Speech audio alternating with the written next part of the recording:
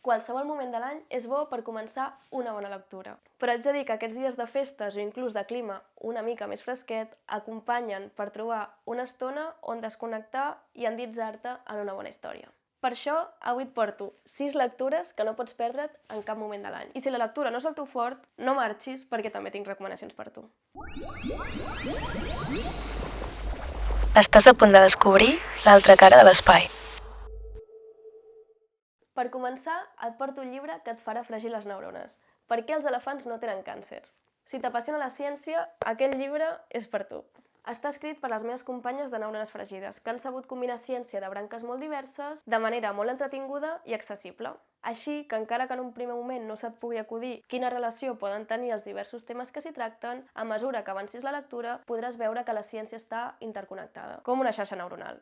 Personalment, penso que és una lectura perfecta per fer trajectes en transport públic, perquè les històries són curtes i així no has de patir per quedar-te a mitges. Ara bé, jo ja t'aviso perquè el risc d'enganxar-t'hi hi és. I ara sí, ens endinsem a la temàtica espacial. Artemis és un llibre de ficció escrit pel mateix autor que The Martian. Amb aquest llibre ens traslladem al futur, al finals de la dècada del 2080, a la primera ciutat que es construeix a la Lluna, Artemis. Aquí hi coneixeràs la Jazz Bashara, una missatgera i contrabandista que es veu involucrada en una teoria de la conspiració per prendre el control de la ciutat. Artemis és una lectura entretinguda, plena d'aventures, misteri i acció. Vaja, que et farà desconnectar completament. Si t'interessa conèixer l'exploració espacial, 100 històries de l'aventura espacial d'en Joan Anton Català és la teva lectura. Aquí trobaràs des dels primers passos de l'aventura espacial fins als èxits i fracassos de la cursa espacial, l'arribada a la Lluna i el que va venir després. L'Estació Espacial Internacional, els rovers marcians, l'experiment dels bessons Kelly i molt més. El millor d'aquest llibre és que cadascuna de les 100 històries són breus i amenes, perfectes per llegir en estones curtes o si estàs començant a interessar-te per aquest sector. I encara que aquest llibre és del 2020 i les coses han evolucionat força des de llavors, és un bon punt de partida per fer-te una idea de com ha evolucionat el sector espacial. I no puc parlar-te d'en Joan Anton Català sense presentar-te un altre dels seus llibres, Geopolítica de l'espai, personalment el meu preferit. Potser et sorprèn veure els termes geopolítica i espai junts, perquè en un primer moment potser no acabes de trobar la relació entre ells. Però haig de dir-te que a través d'aquest llibre coneixeràs el nou tauler estratègic de l'espai i els nous agents que han entrat a formar-hi part. I no només això,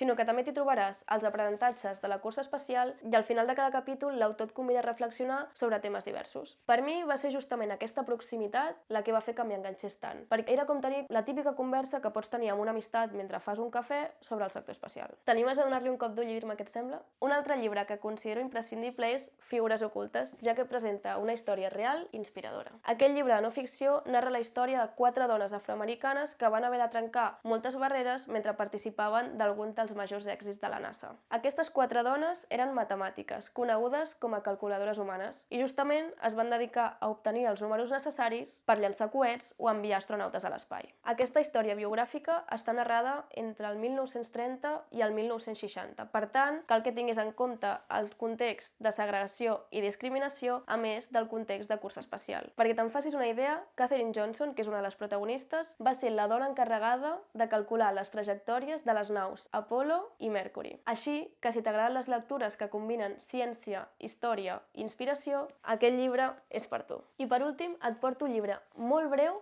per endinsar-te en el funcionament d'un coet. Quina diferència hi ha entre un coet i un avió? Quins són els principis de la propulsió de coets? O per què funciona un coet? Segurament aquestes són preguntes que t'has fet alguna vegada i la resposta la pots trobar aquí. Aquest llibre ens l'ha recomanat un dels profes de la uni de Cranfield, sobretot si no ens interessa massa la temàtica de la propulsió. Personalment, tinc una relació d'amor-odi amb la propulsió i vaig creure que llegir el llibre durant aquestes festes seria una bona idea per tenir una visió més general i intentar tenir més amor que odi.